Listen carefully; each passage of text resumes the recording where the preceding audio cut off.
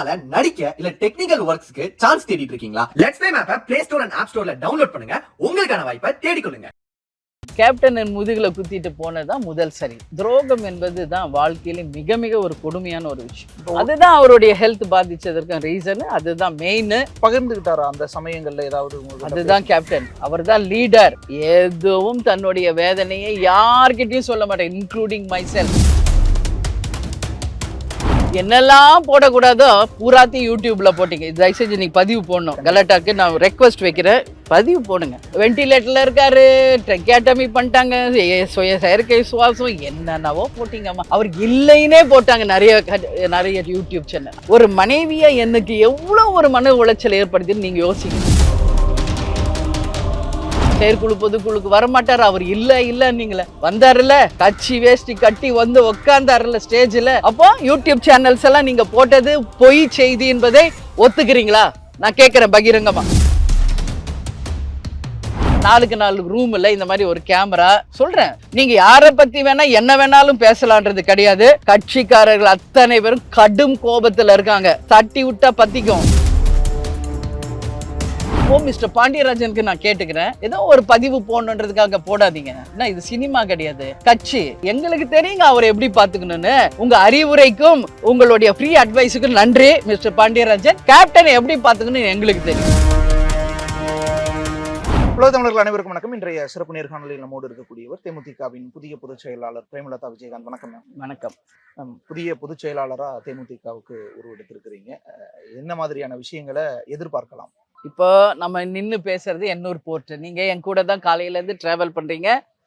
மக்களுக்கு ஏதாவது ஒரு பிரச்சனைனா முதலில் களத்தில் இறங்கும் கட்சி தேசிய முற்போக்கு திராவிட கழகம். அது அவங்க எல்லாம் ஆட்சியில இருக்கிறவங்க வந்து போட்டோ ஷூட் பண்ணலாம். ஆனா இவ்வளோ நேரம் நின்று மக்கள் பிரச்சனையை நம்ம கூர்ந்து கவனிச்சு அவங்களுக்கு என்ன செய்யணும், இதற்கு நிரந்தர தீர்வு என்ன அப்படின்னு நம்ம யோசிக்கிறோம்ல. இப்ப யார் கூட பேசணுமோ அவங்களோட நான் பேச போறேன்ற கான்பிடென்ட் அவங்களுக்கு கொடுக்குறோம்ல, அதுதான் தேமுதிக. சரிங்களா? நிச்சயமாக தமிழக மக்கள் அத்தனை பேருக்குமே அவங்களுடைய வாழ்வாதாரத்திற்கும் அவர்களுக்கு வேண்டிய அத்தனையும் நிச்சயம் நாங்கள் செய்வோம் என்பது இந்த நேரத்தில் தெரிவிச்சுக்கிறேன். 2011 சட்டப்பேரவை உறுப்பினர், சட்டப்பேரவை எதிர்கட்சி தலைவரெல்லாம் தேமுதிக உருவெடுக்கக்கூடிய ஒரு சூழல் வந்துச்சுங்க. ஆனா அதற்கு பிறகு தொடர்ந்து சரிவு ஏற்பட்டுக்கிட்டே இருந்துச்சு. அது இப்ப நீங்க புதிய பொதுச் செயலாளராக வந்த பிறகு அதை மாற்ற வாய்ப்பு இருக்குங்களா? அந்த நம்பிக்கை இருக்கா? இப்போ 2011க்கு முன்னாடி தேசிய முற்போக்கு திராவிட கழகம் வேறு. ஏன்னா யாருடனும் கூட்டணி இல்லாமல் 10.33% வரைக்கும் நம்ம நிரூபிச்சோம். புரியுதுங்களா? அதுக்கப்புறம் நம்ம கூட்டணி என்று போன பிறகுதான் ஒரு வாட்டி ஜெயிச்சோம். 29 எம்எல்ஏ தலைவர் அவர்கள் எதிர்கட்சி தலைவரானாங்க. ஆனால் அதுல உடனே என்ன ஆச்சு? யாரெல்லாம் தலைவர் எம்எல்ஏவா தேர்ந்தெடுத்தாங்களோ அவங்களே துரோகம் பண்ணிட்டு கேப்டன் முதுகுல குத்திட்டு போனதுதான் முதல் சரி. யாரை நம்பி அவர் அந்த பதவியை கொடுத்தாரோ அவங்களே தலைவரை ஏமாத்த ஆரம்பிச்சுட்டாங்க. அதுதான் ஃபர்ஸ்ட் செட்பேக். அந்த காலகட்டம் எப்படி மேம்? ரொம்ப ரொம்ப பெயின்ஃபுல். யாரன்னா இருக்கட்டும், சின்ன பிறந்து பார்த்து வளர்த்தவர் தலைவர். புரியுதுங்களா? ரசிகர் மன்ற காலத்துல இருந்து தன்னுடைய உடன்பிறவா சகோதரர்கள் மாதிரி புள்ள மாதிரி வளர்த்தாரு. அவங்கள அழகு பார்த்தாரு, பதவி கொடுத்தாரு, எம்எல்ஏ ஆக்குனாரு, எல்லாம் பண்ணாரு. எதுக்கு அவங்க துரோகம் பண்ணாங்க எனக்கு தெரியல. இன்னைக்கு வரைக்கும் எந்த விஷயம் எனக்கு புரியல. அதுதான் அவர் ஹெல்த்தையும் பாதிச்சதுன்றது நான் மார்னிங் உங்களுக்கு சொன்னேன். அது நடந்துருச்சு. அப்ப பகிர்ந்துகிட்டாரா அந்த சமயங்கள்ல ஏதாவது? அதுதான் கேப்டன். அவர் தான் லீடர். எதுவும் தன்னுடைய வேதனையை யார்கிட்டயும் சொல்ல மாட்டேன், இன்க்ளூடிங் மை செல்ஃப். அதுதான் லீடர். புரியுதுங்களா? அவ்வளவு கட்ஸ். அந்த கட்ஸ் அவரை மாதிரி யாருக்கிட்டையும் இருக்காது. அது அடுத்து கட்டம் எப்படி அதை டீல் பண்ணணுன்றத டக்குன்னு யாரெல்லாம் போனாங்களா அவங்களுக்கு உடனே பதவி அறிவிச்சாரு. அந்த சரிவை உடனே தூக்கி நிறுத்தினாரு. அவங்களுக்கு கட்சிக்காரங்களுக்கு தைரியத்தை கொடுத்தாரு. உங்களுக்கு நான் இருக்கிறேன்ற கான்பிடென்ட்டை கொடுத்தாரு. புரியுதுங்களா? கேப்டனை தப்பா பேசணும் எவ்வளவு பேர். ஆனா யாரை பத்தி இன்னைக்கு வரைக்கும் கேப்டன் ஒரு வார்த்தை தப்பா பேசல. அதுதான் ஒரு லீடருக்கான குவாலிட்டி. அதுதான் நாங்க எங்க தலைவர்கிட்ட இருந்து நாங்க கத்துக்கிட்டு இருக்கோம். அதனால நான் என்ன சொல்றேன், நீங்க சரிவுன்னு நீங்க பாக்குறீங்க, அதை நாங்கள் சரித்திரமாக நிச்சயம் மாற்றுவோம் என்ற உறுதி என்கிட்ட இருக்கிறது. அதற்கு எங்கள் நிர்வாகிகள் இருக்கிறது. நீங்க அந்த சமயங்கள்ல இப்ப நீங்களும் அந்த நபர்களை பார்த்திருப்பீங்க, அவங்களுடைய பழகி இருப்பீங்க. ஏன்னா விஜயகாந்த் அவர்களுடைய தொடர்ந்து பயணிச்சுக்கிட்டு இருக்கிற போது இந்த நடவடிக்கைகளையும் நீங்க ஆரம்ப காலத்துல இருந்தே கவனிச்சுக்கிட்டு இருக்கிறீங்க. உங்களுக்கு எது அதிர்ச்சியா இருந்துச்சு? யாரினுடைய அந்த துரோகம் அதிர்ச்சியா இருந்துச்சு? எல்லாருமே தான். இது யாருன்னு நம்ம சொல்ல முடியும்? சின்ன வயசுல இருந்து தன்னுடைய விளையாடி படிச்சு கூடயே வளர்ந்த நண்பர்கள் முதல் புதிதாக கட்சியில் வந்து சேர்ந்தவர்கள் வரைக்கும் எல்லாமே ஒரே மாதிரி தானே துரோகம் பண்ணாங்க. இதுல பாகுபாடே கிடையாது இல்லையா? அதன் பிறகு ஏதாவது பேசினாங்களா மேம்? ஏதாவது வருத்தமோ மன்னிப்போ அந்த மாதிரி ஏதாவது? இல்ல போயிட்டாங்க. எந்த முகத்தை வச்சு வந்து பேசுவாங்க? இன்னைக்கு யூடியூப்ல உட்காந்து பல பேர் பேசிட்டு இருக்காங்க, நான் பார்த்தேன். ஆனாங்க துரோகம் என்பது தான் வாழ்க்கையில மிக மிக ஒரு கொடுமையான ஒரு விஷயம். எதிரிக்கு கூட நம்ம துரோகம் பண்ணக்கூடாது. குடிக்கலன்னு சொல்லிட்டு போங்க. ஆனா கேப்டனுக்கு போய் அவர் அவ்வளவு நல்லவர், எதுவுமே உங்ககிட்ட எதிர்பார்க்காத ஒரு தலைவர்கிட்ட எதுக்கு பண்றாரு? அதுதான் அவருடைய ஹெல்த் பாதிச்சதற்கு ரீசன், அதுதான் மெயின். அதனால அதை பத்தி நம்ம பேச வேணாம்.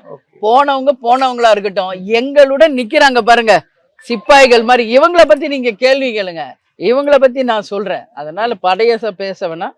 எங்கள் கூட இன்னும் லட்சக்கணக்கான தொண்டர்கள் நிக்கிறாங்க. அவர்களுக்காக தான் தேமுதிக, அவர்களுக்காக தான் இந்த முள்கிரீடத்தை நான் தலையில இன்னைக்கு வச்சிருக்கேன் பொதுச் செயலாளர். It's not easy. நீங்க என்ன நினைச்சுக்கிட்டு இருக்கீங்க? ஒரு கலாட்டா யூடியூப் சேனல் நடத்துறது எவ்வளவு பெரிய சேலஞ்ச் உங்களுக்கு? ஓப்பனா சொல்லுங்க.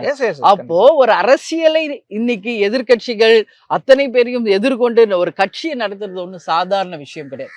கேப்டன் லஞ்சமோ ஊழலோ பண்ணாத ஒரு நேர்மையான தலைவர். அதுக்கு இன்னைக்கு ஃபண்ட்ஸ் வேணும், அதுக்கு வந்து எல்லாருடைய கோஆபரேஷன் வேணும், கட்ஸ் வேணும், எதிர்கட்சிகளை எதிர்கொள்கின்றது திறமை வேணும், எல்லாமே இருக்கு. ஸோ ஒரு லேடியா இன்னைக்கு வந்து கேப்டன் வந்து ஒரு சிங்கம் மாதிரி. இன்னைக்கு அவருக்கு கொஞ்சம் வந்து பேசுவதிலும் நடப்பதிலும் ஒரு சின்ன குறைபாடு இருக்கிறதுனால இன்னைக்கு அந்த பதவியை கேப்டன் அவர்களும் எங்கள் கழக மாவட்ட செயல் நிர்வாகிகள் எல்லாரும் ஒன்று சேர்ந்து நேற்று கொடுத்துருக்காங்க. அதனால தான் நான் சொல்றேன், it's not easy job. It's not easy job at all. இது மிகப்பெரிய ஒரு சேலஞ்சு, இது மிகப்பெரிய ஒரு சவால். எனக்கு வந்து இன்னைக்கு பொதுச் செயலாளர் கொடுத்துட்டாங்கன்னு 0.1% எனக்கு ஹாப்பி கிடையாது. ஏன்னா நான் வந்து எப்போ கேப்டன் கரங்களை பிடித்து அவர் மனைவி ஆனனோ அன்றையிலிருந்து இந்த நிமிஷம் வரை எங்களுடைய தொண்டர்களுக்கு நான் அன்னையாகவும் தான் இன்னி வரைக்கும் நான் நினைக்கிறேன். இந்த பதவிகள் எல்லாம் சும்மா பேரளவுல தான், புரியுதுங்களா? மனைவியா நான் ஸ்டார்ட் பண்ணேன் என் லைஃப் அப்பயே, அதுதான் இன்னைக்கு தொடருது. இது சுமையா? கண்டிப்பா சுமைதான். ஏன் சுமை இல்ல? இப்போ ஒரு பெரிய வெற்றியில தலைவர் இதை எனக்கு கொடுத்திருந்தான்னு வைங்க, புரியுதுங்களா? இன்னைக்கு ஆட்சியில இருக்கோம், ஒரு மிகப்பெரிய வெற்றியில எனக்கு தலைவர் இந்த பதவி கொடுத்தாருன்னா அது மலர் கிரீடம், புரியுதுங்களா? இன்னைக்கு தலைவருக்கு உடல்நிலை சரியில்லை, கட்சி தொய்வு, இது மாதிரி பலர் நீங்க எல்லாம் சொல்றீங்க, வாக்கு வங்கி சரிவு, எவ்வளோ ஒரு தோல்வி முகத்தில் ஒரு சரிவில் தான் இந்த பதவியை எனக்கு கேப்டன் கொடுத்திருக்காரு. ஏன் அந்த கஷ்டத்தை சுமையை எடுத்துக்கிறீங்க? இல்லையே, இன்னைக்கு வந்து கேப்டனுக்கு அடுத்து யார் இந்த கட்சியை நிர்வகிக்கின்றது? ஒரு சின்ன கம்பெனியே இன்னைக்கு ஒருத்தருக்கு சிக்காயிட்டா ஆட்டம் கண்டுருது. இது கட்சி தலைவரையும் இந்த கட்சியை நம்பி கோடிக்கணக்கான லட்சக்கணக்கான தொண்டர்கள் இன்னைக்கு இருக்காங்க. யார் இந்த கட்சியை கட்டமைப்பது? யார் அவர்களை வழி நடத்துவது? எமோஷனலா இப்ப அவரும் உடல் நலம் குறைவுல இருக்காரு, அவரையும் கவனிக்கணும். அதே நேரம் கட்சிங்கிற பெரும் சுமை, தேர்தல்களை எதிர்கொள்ளணும். கூடுதல் சுமைகளை நம்ம எடுத்துக்கிறது இன்னும் உங்களுக்கு மனச்சோர்வு, மன சுமையை தானே அதிகப்படுத்தும். சவால்களை சந்திப்பது தான் பிரேமலதா விஜயகாந்தினுடைய ஒரே வேலை, புரியுதுங்களா? எந்த சவாலுக்கும் எதிர்ப்புக்கும் நான் பயப்பட மாட்டேங்க.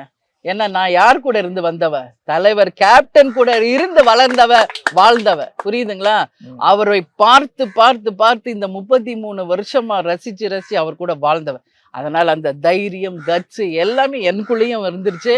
எங்க நிர்வாகிகளை பொறுத்த வரைக்கும் கேப்டன் வேற நான் வேறன்னு என்னைக்கும் நினைக்கல. அண்ணன் வேற அண்ணி வேற இல்ல, அண்ணனின் பாதி தான் அண்ணின்றதா எப்ப இருந்தா அவங்க சொல்றாங்க. இந்த பதவிகள் வேணா உங்களுக்கு புதுசா இருக்கான், எனக்கு அதுல எந்த மாற்றமும் இது என்னைக்கும் இன்னும் ஃபியூச்சர்ல கூட சொல்றேன், அவங்க நினைக்கின்ற அந்த மிகப்பெரிய இடத்திற்கு சென்றாலும் அன்னைக்கும் அவங்களுக்கு நான் அன்னை தான், புரியுதுங்களா?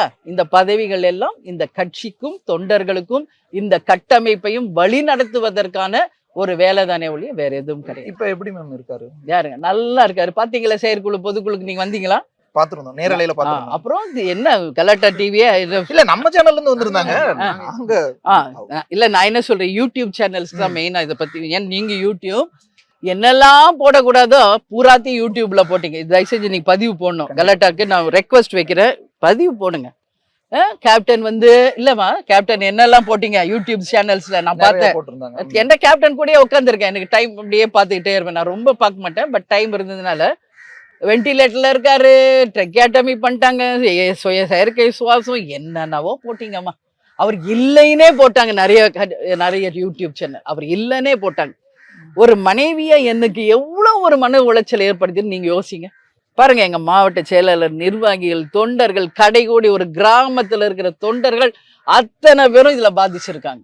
நான் என்ன கேட்கிறேன், ஏன் உண்மைக்கு புறமான செய்தியை போடுறீங்க? தலைமை கழகம் அறிவிக்கிறோம், நாங்க பேட்டி கொடுக்குறேன், ஏன் வீடியோ பதிவு நான் போடுறேன், புரிஞ்சுக்கங்கன்னு. அப்படியே நம்பல. அப்புறம் கேப்டன் கூட போட்டோ எடுத்து போறோம், அது பழைய போட்டோங்கிறீங்க. எல்லாமே நெகட்டிவாவே தான் பார்ப்பாங்களா பத்திரிகைக்காரங்க? எனக்கு புரியல. என்னத்துக்கு எனக்கு என்ன பழைய போட்டோவை எடுத்து போட்டு அதை போடணும்னு அவசியமே இல்லையே. நான் போட்டது எங்கள் தொண்டர்களுக்காக. புரியுதுங்களா? வேற யாருக்காகவும் நான் பதிவு போடவே மாட்டேன். கடைகோடி ஒரு சின்ன கிராமத்துல இருக்காங்க, அவங்க என்ன நினைப்பாங்க? சரி, எமோஷனா அவங்க ஏதாவது ஒரு முடிவு எடுத்துட்டாங்கன்னு, தலைவர் இப்படி இருக்காரு, ஏதோ ஒரு எமோஷன்ல யார் பொறுப்பு ஏத்துக்குவாங்க? யூடியூப் சேனல்ஸ் நீங்க பொறுப்பு ஏத்துக்குவீங்களா? தப்புங்க. மனித நேயம் எல்லாருக்குமே இருக்குதுங்க, புரிஞ்சுக்கங்க. எல்லாருக்கும் ஒரு வாட்டி சிக்கு வரும், அட்மிட் ஆகும், ட்ரீட்மெண்ட் ஆகும், வந்துருவோம். எல்லாரும் சொன்னீங்களே செயற்குழு பொதுக்குழுக்கு வரமாட்டாரு, அவர் இல்லைன்னீங்களே, வந்தாருல்ல, கட்சி வேஷ்டி கட்டி வந்து உக்காந்தாருல ஸ்டேஜ்ல, தீர்மானத்தை கேட்டாருல, என்ன அறிவிச்சாருல. அப்போ யூடியூப் சேனல்ஸ் எல்லாம் நீங்க போட்டது பொய் செய்தி என்பதை ஒத்துக்கிறீங்களா? நான் கேட்கிறேன் பகிரங்கமா. நாங்கள் போட்ட பதிவு பொய் தான், பகிரங்கமா நாங்க மன்னிப்பு கேட்கிறோம்னு அனைத்து யூடியூப் சேனல்ஸும் ஒத்துக்கிறீங்களா? ஒத்துக்கணும். இல்ல சும்மா கிடையாது, இது ஒரு கட்சி, இதை நம்பி லட்சக்கணக்கான தொண்டர்கள் இருக்காங்க, உங்களுக்கும் அந்த ரெஸ்பான்சிபிலிட்டி இருக்கு, புரியுதுங்களா? அதனால எங்க கிட்ட கேளுங்க. பெரிய தலைவருங்கும் போது அது ஜெயலலிதா மருத்துவமனையில் இல்லம்மா, கலைஞர் மருத்துவமனையில் இருக்கும்போது அது அந்த சந்தேகங்கள், அனுமானங்கள் இல்ல, அவங்க ஜெயலலிதா அவர்கள் இருந்தப்போ டெய்லி பொங்கல் சாப்பிட்றாங்க, இட்லி சாப்பிட்றாங்கன்னு போட்டாங்க. பட் அந்த அம்மா உயிரோட வரல. பட் நாங்க அப்படி போடலையே. தலைமை கழகம் நாங்க ஓப்பனா அறிவிக்கிறோம், நான் வீடியோ போடுறேன். கேப்டனுக்கு ஒரு இருமல் தான், ஈவன் ஃபீவர் கூட கிடையாது, லங்ல ஒரு சின்ன ஒரு இன்ஃபெக்ஷன் இருந்தது, அதுக்கு ஆன்டிபயோட்டிக் டேப்லெட் கொடுத்து சரி பண்ணிட்டாங்க. ஆக்சுவலி 4-5 டேஸ்லயே அவர் நார்மலுக்கு ஆயிட்டாரு. அதுக்குள்ள புயல் வெள்ளம் வந்துருச்சு, எங்க வீட்டுல ட்ரைனேஜ் வாட்டரும் எல்லாம் கலந்துருச்சு, வீட்டுக்குள்ள தண்ணி வந்துருச்சு. அந்த கண்டிஷன்ல நான் எப்படி கேப்டனை வீட்டுக்கு கூட்டு வர முடியும்? ஏற்கனவே அந்த வாட்டர்ல குடிச்சாவோ என்ன ஆகும்? அதனால டாக்டர்ஸ் என்ன சொல்லிட்டாங்க, இவ்வளவு நாள் ஆயிடுச்சு, ஒரு 1 வீக் எல்லாம் சரியான அப்புறம் நீங்க போங்க, வெளியே கிளைமேட்டிக் கண்டிஷன் சரியில்லை, இல்லாட்டி கேப்டன் எப்பயும் வீட்டுக்கு வந்திருப்பாங்க. புரியுதுங்களா? இதுதான் ஆக்சுவலி அங்க நடந்தது. அதனாலதான் சொல்றேன், தவறான செய்தியை போடுங்க. நான் இவரு 4 ரூம் இல்ல, இந்த மாதிரி ஒரு கேமரா சொல்றேன், யூடியூப் சேனல்ஸ் நான் பாத்துக்கிட்டு இருக்கேன். ஒரு 4 ரூம், ஒரு கேமரா, ஒரு சேர், ஒரு மைக் இருந்துட்டா நீங்க யார பத்தி வேணா என்ன வேணாலும் பேசலான்றது கிடையாது. எல்லாருக்கும் பொறுப்பு இருக்கு, எல்லாருக்குமே அந்த ஹியூமனிட்டி இருக்கு. கேப்டனை பத்தி தவறாக என்னைய பத்தி எங்க கட்சியை பத்தி யாரும் தவறான பதிவுகளை போடுவதற்கு முன் எங்க கிட்ட கேளுங்க. நிறைய பேரை நான் பாத்துக்கிட்டு இருக்கேன், ஏதோ எங்க பக்கத்திலேயே உட்காந்து எங்க வாழ்க்கைய அவங்கதான் ஃபைனலைஸ் பண்ண மாதிரியே பேசிக்கிட்டு இருக்காங்க நிறைய பேரு. எல்லாத்தையும் நான் பாத்துக்கிட்டு இருக்கேன், அவங்க பேர் நான் சொல்ல விரும்பல. கட்சிக்காரர்கள் அத்தனை பேரும் கடும் கோபத்துல இருக்காங்க. நான் இது நான் உங்களை தூண்டி விடணும்னு சொல்ல, அவ்வளவு கோபத்துல இருக்காங்க. தட்டி விட்டா பத்திக்கும், புரியுதுங்களா? அதனால உங்களுக்கும் ரெஸ்பான்சிபிலிட்டி இருக்கு.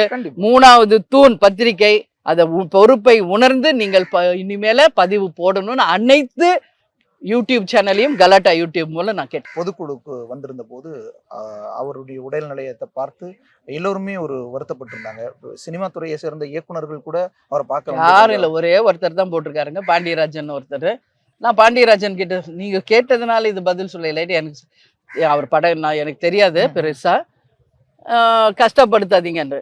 நடந்தது என்ன சாதாரண ஒரு மீட்டிங்கா, இல்லை போட்டோ ஷூட்டா? செயற்குழு பொதுக்குழு, அவங்களுக்கு கட்சியை பத்தி தெரியுமா என்னன்னு எனக்கு தெரியல. அவர் ஒரு டைரக்டர், ஒரு சினிமா எடுக்கிறது மட்டும்தான் அவருக்கு தெரியும். ஒரு சினிமா எடுக்கிறதுலயே ஒரு சின்ன மாற்றங்கள் அவர் ஏற்படுத்தணும்னாலே ஒரு ப்ரொடியூசர் கிட்ட, கேமராமேன் கிட்ட, பினான்சியர் கிட்ட ஒரு 10 லட்சம் ரூபாய் பட்ஜெட் எக்ஸ்ட்ரா ஆனாலே எல்லா பர்மிஷனும் கேட்டுதான் அந்த டைரக்டர் ஒரு படத்தை எடுக்க முடியும், ஒரு சின்ன படத்துக்கு. இது கட்சிங்க, தமிழகத்தின் 3வது அங்கீகரிக்கப்பட்ட ஒரு கட்சி. இது நடப்பது செயற்குழு பொதுக்குழு. நான் கடந்த 6 மாதமாக சொல்லிக்கிட்டு இருக்கேன், வெகு விரைவில் உட்கட்சி தேர்தல் முடிஞ்சு விட்டது, இனி செயற்குழு பொதுக்குழு இருக்கும், அதுக்கு தலைவர் வருவார், அத்தனை பேரையும் சந்திப்பார்னு நான் 6 மாசமா சொல்றேன். தலைவர் ஹாஸ்பிட்டல் இருந்தப்ப என்ன போட்டீங்க? இல்ல அவர் இல்லவே இல்லை நீங்க. நான் என்ன சொன்னேன்? வருவார், அத்தனை பேரையும் சந்திப்பார்னு நான் சொன்னேன். அப்ப எது உண்மை ஆச்சு? நீங்க சொன்னது. அப்போ மிஸ்டர் பாண்டியராஜனுக்கு நான் கேட்டுக்கிறேன், ஏதோ ஒரு பதிவு போடணுன்றதுக்காக போடாதீங்க. இது சினிமா கிடையாது, கட்சி ஒரு புரோட்டோகால் இருக்கு. செயற்குழு பொதுக்குழுன்னா தலைவர் கண்டிப்பாக வர வேண்டும். ஒட்டுமொத்த நிர்வாகிகளின் விருப்பத்துக்கு தான் அவர் வர்றாரு. நாங்க ரொம்ப என்ன என்ன கஷ்டப்படுத்திட்டோம். வந்தாரு, சேர்ல உட்காந்துட்டு கிளம்பிட்டாரு. புரியுதுங்களா? எங்களுக்கு தெரியுங்க அவர் எப்படி பாத்துக்கணும்னு. உங்க அறிவுரைக்கும் உங்களுடைய ஃப்ரீ அட்வைஸுக்கும் நன்றி மிஸ்டர் பாண்டியராஜன். கேப்டன் எப்படி பாத்துக்கணும்னு எங்களுக்கு தெரியும். புரியுதுங்களா? நிறைவான ஒரு கேள்வி மேம். 2024 நாடாளுமன்ற தேர்தல், ஏன்னா 2014 தமிழ்நாட்டுல தேமுதிக தலைமையில தான் அந்த கூட்டணி அமைஞ்சிருந்துச்சு. அதிக தொகுதிகள்ல தேமுதிக தான் போட்டிட்டு இருந்துச்சு. 2024 என்ன நிலவரம், எப்படி கூட்டணி அமையும்? அதான் நான் ஏற்கனவே பிரஸ் மீட்ல சொன்னதான், ஜனவரி மாதம் கேப்டன் அவர்கள் அறிவிச்சிருவாங்க. அது தலைவர் தான் அறிவிப்பான்னு தீர்மானத்திலே நம்ம ஃபைனல் பண்ணியிருக்கோம். எனவே ஜனவரி மாதம் நம்ம டிசிஷன் எடுத்துரும். நன்றி மேம். தேங்க்யூ.